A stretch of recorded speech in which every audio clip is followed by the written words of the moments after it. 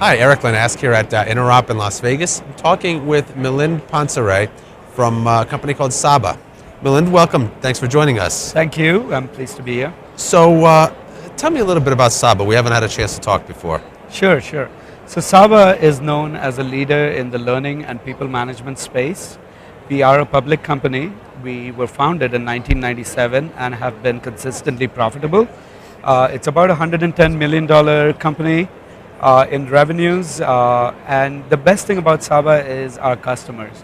We have some of the most amazing and passionate users of Saba products, and maybe a little fact for your viewers is that 51 of the Fortune 100 companies are Saba customers. We have over 1,300 customers in about 170 countries, and our products are available in 14 languages, so we're pretty global. So you can safely say that a majority of the Fortune 100 companies. A majority indeed. So you mentioned the customers and their happiness with your product.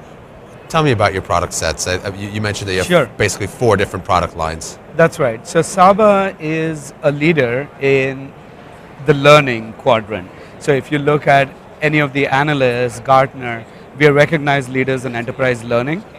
Saba is also a visionary and a leader in people management software. So companies like Hewlett-Packard, for example, when you're doing your performance review process, you're using Saba. When you're doing learning in a large company like Hitachi, you're basically using Saba as well. But Saba is also very strong in collaboration. Saba Centra is an enterprise web conferencing platform that has powered several of the largest companies as well as government organizations. So for example, a typical customer would be the IRS. Last year the IRS saved over $49 million using Saba Centra for all of their training and their enterprise web conferencing needs, and over the life of their deployment. So Saba has had a track record of Saba Centra being used by customers for over a decade now.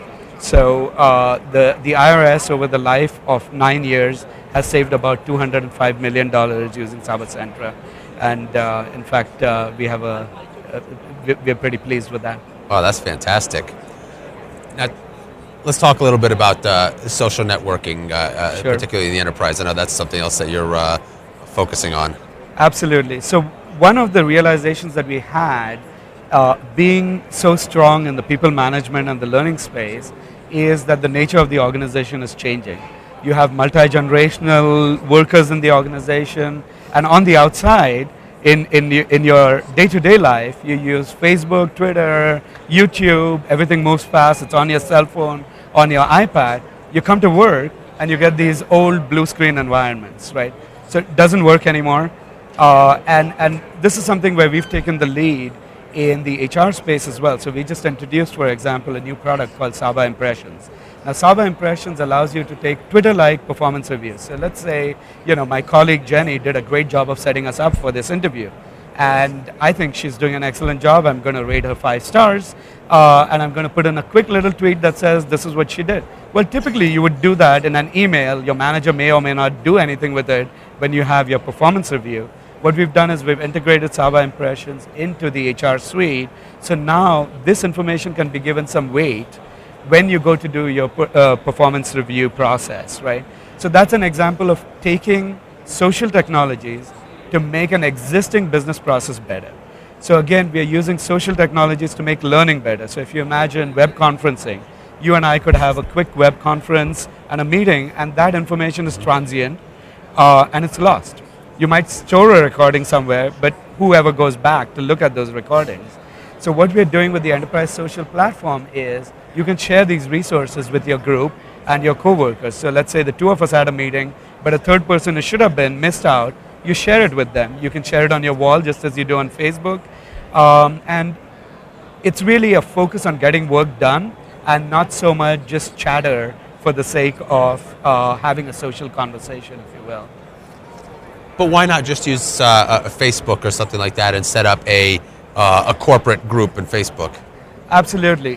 One of the issues that companies have, of course, is you do want to have corporate policies around how your employees can communicate and what stays behind the firewall and what goes outside the firewall. So Facebook is a great way to share information that's informal with your friends.